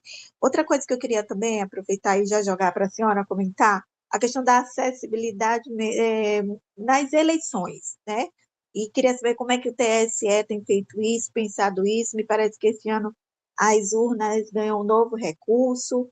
que é para as pessoas com deficiência visual e baixa visão. Tem um novo recurso, né, que é a tal da... eu estava lendo hoje, que é em voz, um recurso de voz, que vai possibilitar o acesso e que as pessoas não tenham tanta dificuldade.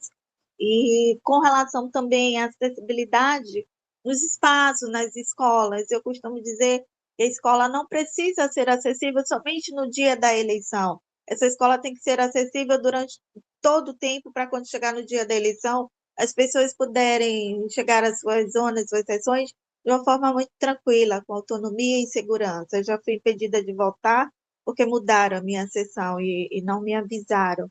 E eu teria que ser carregada, eu me neguei a ser carregada, porque eu acho que isso não é cidadania, isso não é me deixar exercer o direito do meu voto.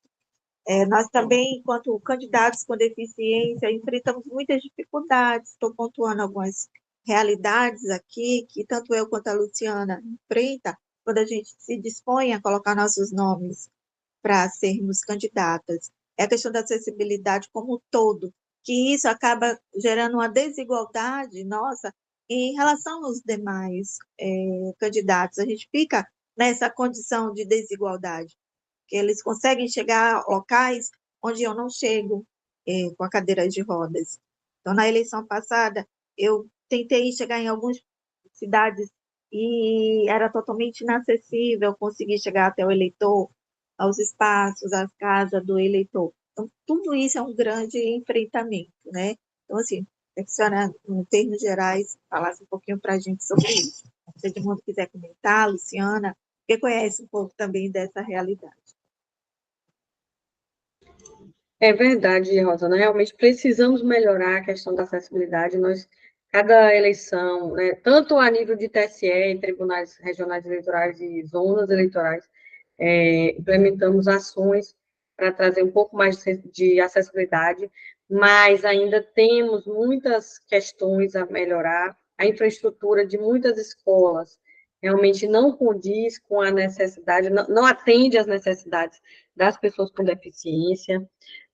Nós fazemos vistorias, informamos os problemas, mas muitas vezes não são resolvidos até a eleição, e às vezes é uma questão estrutural muito que envolve, né, a questão de recurso e tudo mais, e temos dificuldade, sim, em relação a isso, porque a Justiça Eleitoral, ela usa, né, ela se utiliza de um patrimônio que é, muitas vezes, do município, do estado, ou federal, de universidades e tudo mais, institutos, né, instituições de ensino em geral. Porém, muitas vezes, as condições desses locais não são as mais adequadas, a gente sabe muito bem disso. E estamos trabalhando para cada vez melhorar isso. Mas, realmente, reconhecemos que precisamos ainda, né, ainda atingir um nível aí muito melhor. Em relação às urnas, esse ano tem a novidade da voz sintetizada, inclusive é uma cantora que nasceu com deficiência visual, né, o nome dela é Sara Bentes. Eles tiraram aquela voz mecânica, né, para colocar uma voz humana e também melhorar esse recurso de acessibilidade com outras, porque antes só aparecia, quando você apertava o número, ele dizia o número do candidato. Agora vai ter como se fosse uma narração, né, uma ampliação desse recurso, né, dessa voz sintetizada no momento da votação. Né? Letícia. Achei aqui. O nome é Letícia, mas é uma voz de uma pessoa mesmo, de uma mulher com deficiência, né, visual. O nome dela é Sara Bentes. Então, vai melhorar aí essa questão da inclusão, né, nesse sentido das pessoas com deficiência visual. Mas sabemos que realmente precisamos melhorar. Uma coisa que muita gente ainda não sabe é que as pessoas com deficiência podem ser acompanhadas no momento do voto, dentro da sessão eleitoral, e até digitar o número na urna, se for necessário. A resolução do TSE permite isso. Mas somente em caso de necessidade, né? Porque, às vezes, tem pessoas que, por exemplo, uma pessoa idosa que nem sempre tem essa necessidade, às vezes quer levar ali um neto, né? Ou uma pessoa que, às vezes, sabe, não tem uma questão de deficiência, né, que exige a presença de outra pessoa, e às vezes quer levar porque acha bonitinho levar ali o filho, o neto, não é bem assim, né? Tem que ser usado com moderação. Então, as pessoas que realmente têm essa necessidade por uma questão de deficiência, elas podem se utilizar dessa, né, dessa forma de inclusão para levar uma pessoa da confiança dela para ajudar naquele momento, auxiliar no momento da votação. Né? Porque às vezes a pessoa pensa que tem que ficar do lado de fora da sessão. Depende, né? Depende da necessidade da pessoa. Se a pessoa realmente não consegue se localizar até a urna e até precisar de ajuda para digitar, ela levando a pessoa da confiança dela, não é um mesário, não é uma pessoa que está na fila, é uma pessoa da confiança, porque tem a questão do sigilo do voto, né? Também tem que ser preservada. Uma pessoa da confiança dela, ela pode levar e pode acompanhar e auxiliar naquele momento da votação também, para garantir que ela vai conseguir votar sem nenhum problema maior. Então, é uma luta diária, são várias questões que envolvem, né, e a gente precisa melhorar, nós reconhecemos isso, que ainda estamos aquém das necessidades das pessoas com deficiência, né, e do que precisa ser feito para a acessibilidade, mas estamos, a cada eleição, fazendo uma construção nesse sentido.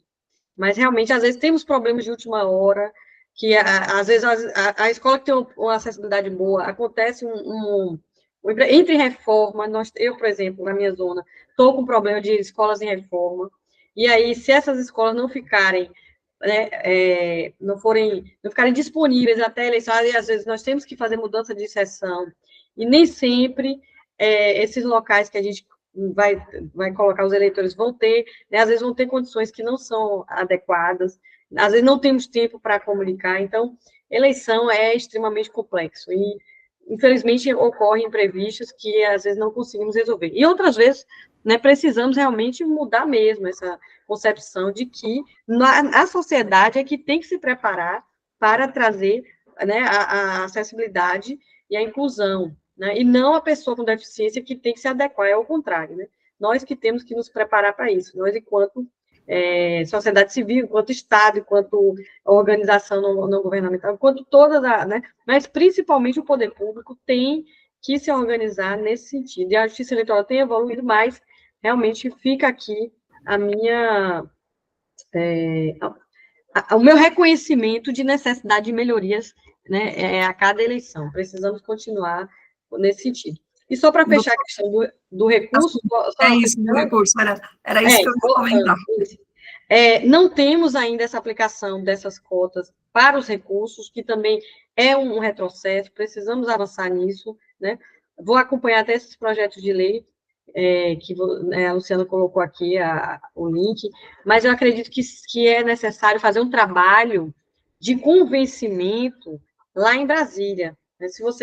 Não sei se vocês têm alguma organização que estão trabalhando nesse sentido aí, né, algum coletivo, algum movimento. É importante que leve esse trabalho, né, essa conscientização, essa formação de consciência sobre essa questão da necessidade de trazer isso, né, essas cotas, as ações afirmativas para as pessoas com deficiência dentro da questão da legislação eleitoral.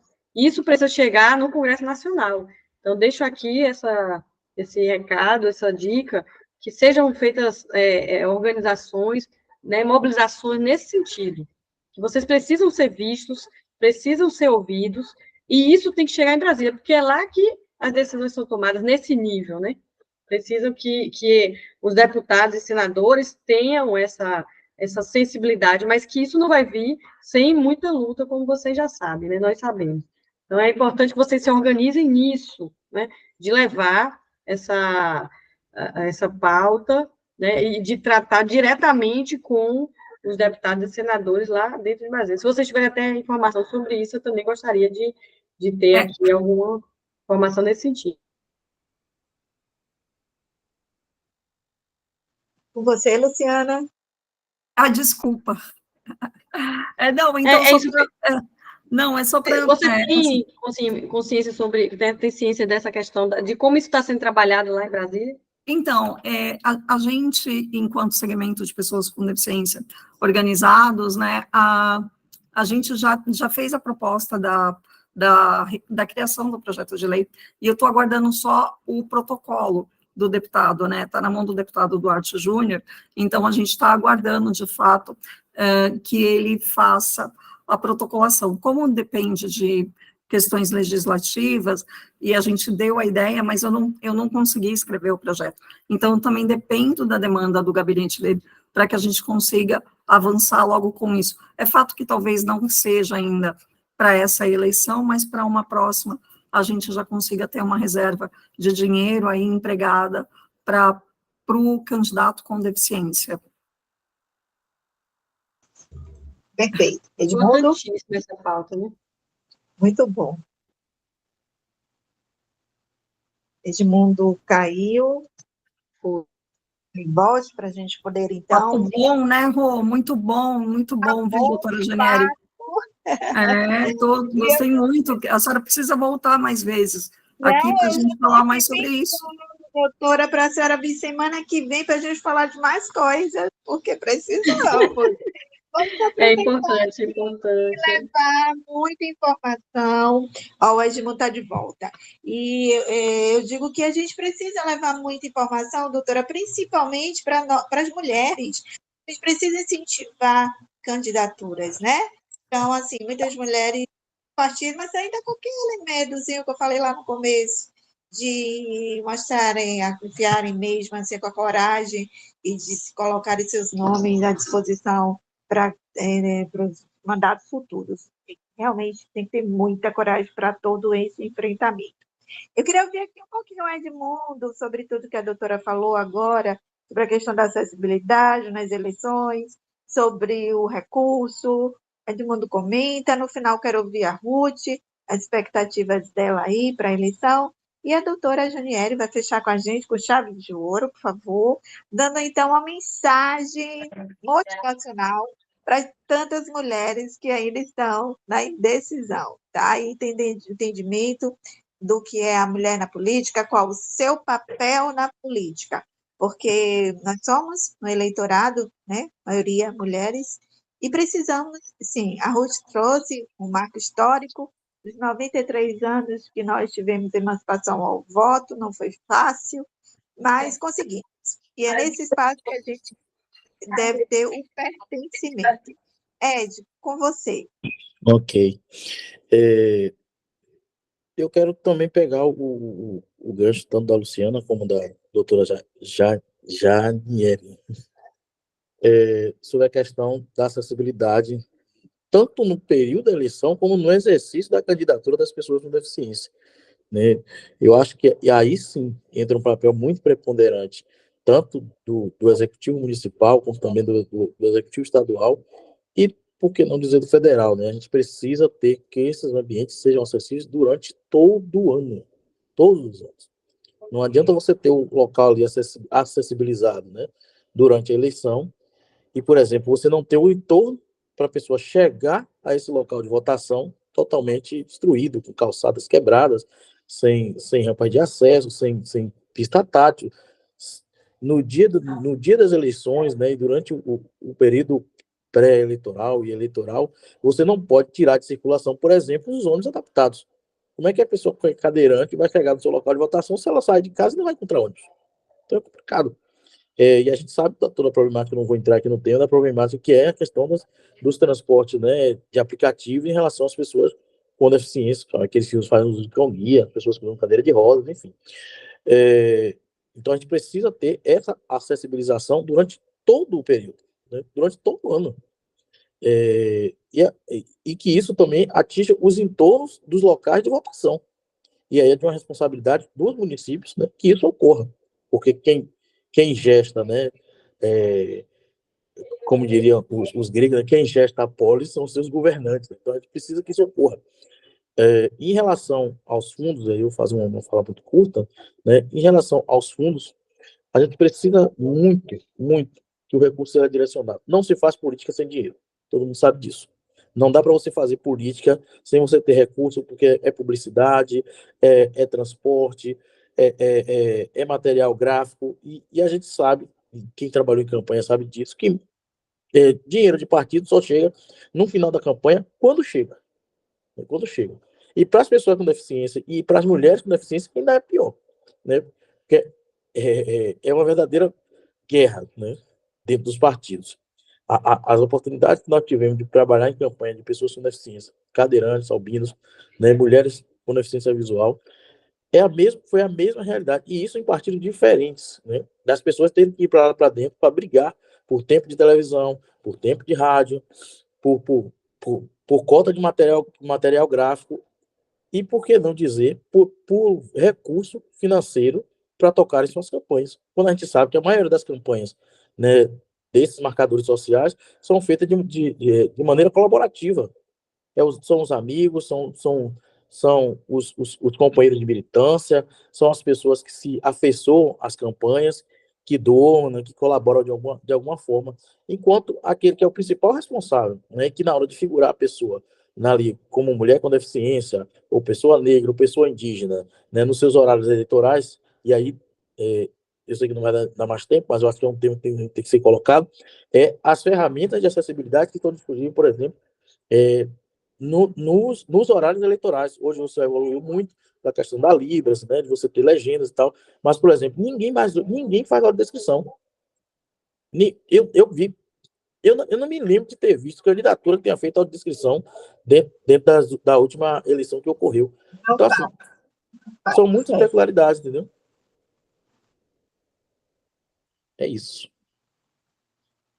Perfeito, Edson. Vamos, então, seguir com o nosso programa. A gente já está encaminhando agora para os finais, né, os minutos finais. Luciana, você tem algum comentário? A gente está às 20h31, programa Segura que Lá Vem Elas, com a doutora Janiele Portela. Ela que está trazendo tanto conhecimento acerca de direito eleitoral e esclarecendo aqui muitas dúvidas.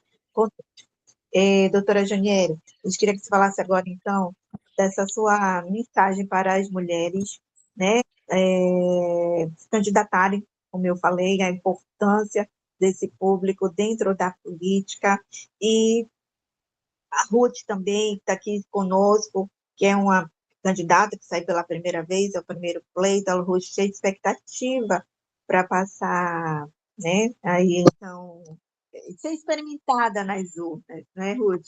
Eu sei que ela vem assim, com muito anseio, porque a gente tem conversado muito, e eu tenho passado para ela alguns encorajamentos. Mas vamos ouvir agora a doutora Janiele um pouco desse aspecto aí, desse ponto na política.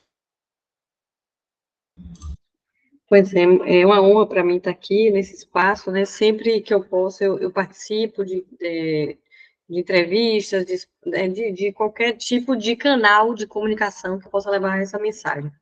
Deixei aqui um link de uma cartilha gratuita de lideranças femininas para vocês divulgarem nos canais de comunicação de vocês. Vocês podem baixar o PDF lá.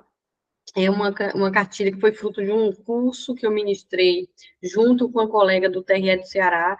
O curso foi no TRE Bahia, mas esse curso eu já ministrei em instituições públicas e privadas, né, em outros locais. É um curso que está disponível online e também presencial, para pessoas que tenham interesse. A gente pode formar turmas para fazer um curso de formação política de lideranças femininas, né, de formação de lideranças femininas na política, é específico para trazer um pouco mais de conhecimento sobre tudo que a gente trouxe aqui, né, com mais profundidade, né, e com embasamento teórico também. Então, deixo aqui esse bônus, né, para que as mulheres baixem essa cartilha. Nessa cartilha vai ter informação acessível, de maneira simples, no sentido do que as mulheres precisam ter, do mínimo de noção do que elas vão prestar durante uma campanha eleitoral, né? O apoio que elas precisam dos partidos em relação à questão de assistência jurídica, né, na prestação de contas, no registro de candidatura, a rede de contatos, né, uma série de dicas aí com uma linguagem fácil, de fácil compreensão, para que qualquer pessoa, independente de ter, né, qualquer nível de escolaridade, ela possa compreender. Então, deixo aí esse presente, né, para todas as mulheres, né, para os homens também, que é importante que os homens também entrem nessa luta, né, que também tenham conhecimento, que melhorem as suas lentes aí, para que possam enxergar essas questões com uma visão de um pouco mais de humanidade, né, humanidade é o que a gente precisa. Então, deixo aqui esse bônus para vocês. Estou à disposição, né, na medida do possível. Esse ano vai ser um ano muito cheio em relação à minha agenda, por conta do meu trabalho, né? Mas, na medida do possível, estou à disposição para fazer mais algumas participações, quando for possível, também em relação ao curso, e tenho também outros, se vocês quiserem, podem entrar lá na minha página do Instagram, no meu perfil, Janiele Portela, tem livros, tem cursos, tem material gratuito, tem vídeos, tem uma série de conteúdos importantes para as mulheres que querem, que precisam, né, melhorar sua formação política em vários assuntos, né, e principalmente na questão das lideranças e na ocupação de espaços de poder.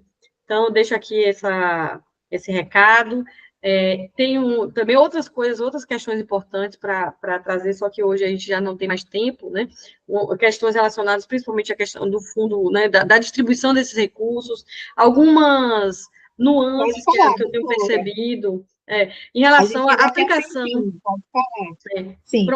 Durante a minha pesquisa do mestrado, e também em mentorias que eu desenvolvo com alunos de trabalho de conclusão de curso, nós percebemos que, algumas vezes, os partidos, eles utilizam de artifícios para utilizar práticas que não são ilegais, do ponto de vista da norma, mas que têm o objetivo de desvirtuar o sentido da norma. Deixa eu dar um exemplo aqui, só para vocês compreenderem.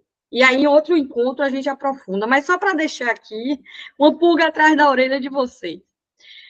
Muitos diretórios partidários estaduais, na última eleição de 2020, né, eu vou fazer referência à última eleição municipal, fizeram repasses desses recursos diretamente para candidatos do sexo masculino, do gênero masculino, né, muitas vezes homens que não tinham um perfil de classe, né, de que teriam necessidade de receber esse recurso, como muitas vezes eram homens que já tinham, né, um capital político e uma questão financeira privilegiada em comparação com outras pessoas que não têm essa mesma condição, e os diretórios estaduais, em vários municípios aqui da Bahia, fizeram repasses diretamente para essas candidaturas, e, inclusive, muitas vezes para a candidatura do Poder Executivo, para a prefeitura, sem colocar um centavo naquele município em relação às candidaturas do Poder Legislativo, né, que são candidaturas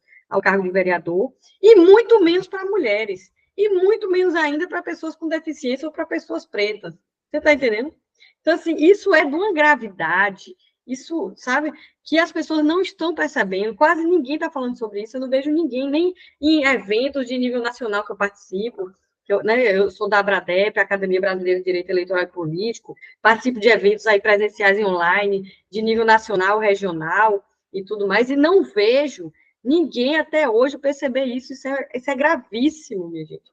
Então, precisamos ficar atentos a esses artifícios que são utilizados, né, principalmente pelos órgãos partidários, que com isso, né, não existe uma proibição para essas práticas, mas estão desvirtuando o sentido da norma, né? E uma resolução do TSE, recente, que eu falei no início, a resolução dos ilícitos eleitorais, que é uma resolução nova, ela tem uma vedação expressa para isso. Tem, né, lá no seu artigo 8º, ela diz o seguinte, só para fechar: a fraude lesiva ao processo eleitoral abrange atos que possam iludir, confundir ou ludibriar o eleitorado ou adulterar processo de votação em simulações e artifícios empregados com a finalidade de conferir vantagem indevida a partido, federação, coligação, candidato ou candidata, e que possam comprometer a normalidade das eleições. Aí, parágrafo 1º, configura fraude à lei para fins eleitorais a prática de atos com aparência de legalidade, mas destinados a frustrar os objetivos das normas.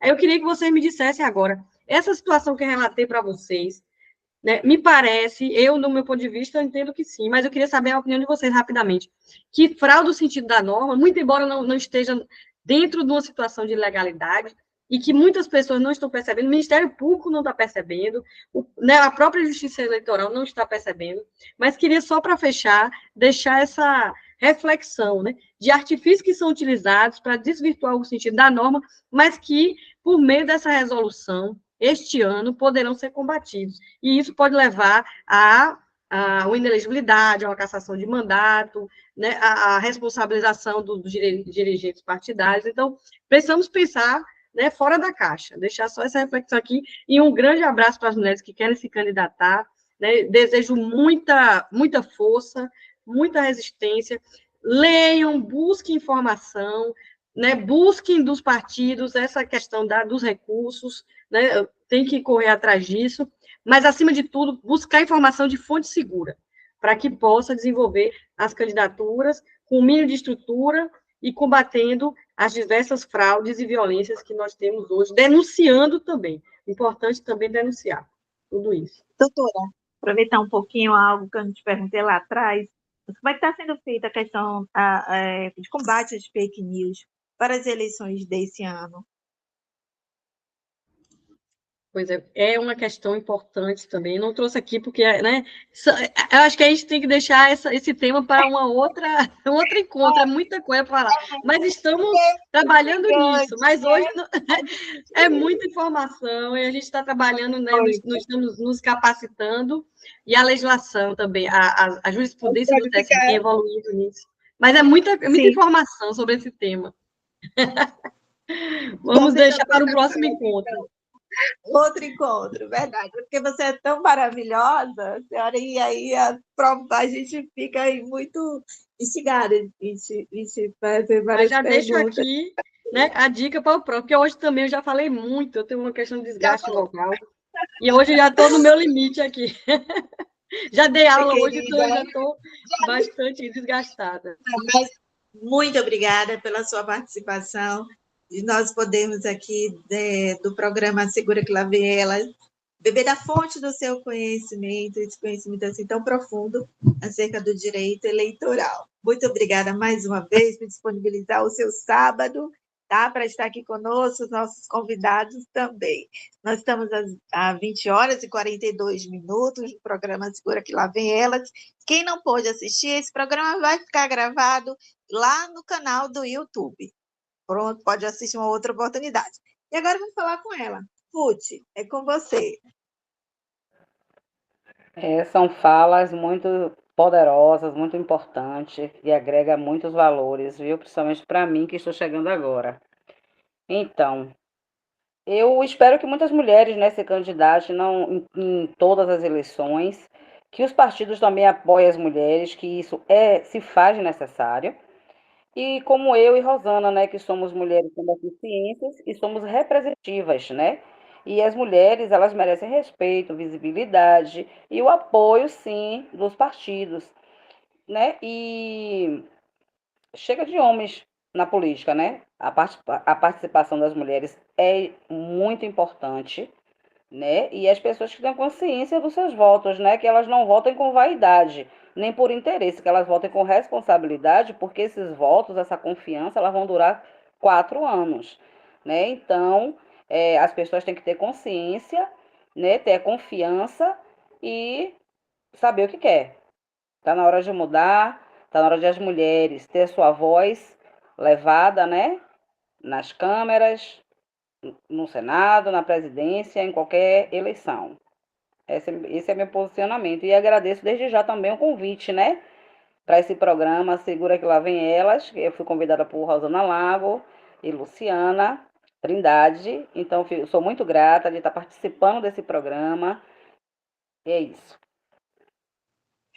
Nós que agradecemos, Ruth, a sua participação. Já te desejo sucesso, né? Que você tenha aí uma eleição maravilhosa pela frente, muita coragem, e que você também possa motivar outras tantas mulheres, né? Principalmente aquela dos nossos partidos. Eu já até compartilhei a cartilha, viu, doutora Janiele, com as meninas lá do Núcleo de Mulheres do MDB. Luciana, com você. Agora, na verdade, vamos ouvir o Edmundo fazendo as considerações finais, né? A primeira vez que o Edmundo vem aqui no programa Segura que Lá Vem Elas. Obrigada, Ed, por dedicar aí o seu tempo para estar hoje com a gente. Primeira vez e eu espero que não seja a única. Eu já me coloco à disposição sua, né, Rosa, de Luciana, do programa do programa, né, para contribuir com, não só com essa temática, né, ligada à questão do direito eleitoral e do exercício da candidatura de pessoas com deficiência, de mulheres com deficiência. Me agradecer, né, agradecer o seu convite, né, a gente só atende a convite de amigos estando em férias quando é muito amigo, né? Mas, assim, para mim foi um prazer, uma satisfação.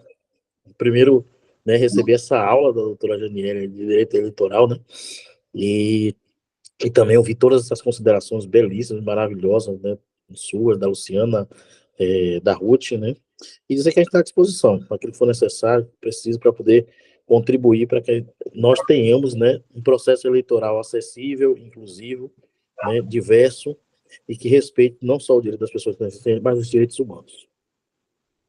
Obrigada, Ed. Luciana, você fecha o nosso programa com chave de ouro. Obrigada, amiga, mais uma noite aqui conosco, agradecendo mais uma vez o Joaquim na parte técnica e todas as nossas web rádios afiliadas. É isso aí, pessoal, fechando com chave de ouro, como disse a nossa amiga Rosana. Obrigada mais uma vez aos nossos convidados, doutora Janiele, a Ruth aí, pré-candidata à vereança por Salvador. Amiga, muita sorte aí para você. Edmundo, como nosso comentarista, super bem-vindo e está super convidado para as próximas. Pessoal, obrigada mais uma vez e segura que lá vem elas, semana que vem está de volta. Tchau, pessoal. Boa noite a todos. Fiquem com Deus. Tchau, um abraço.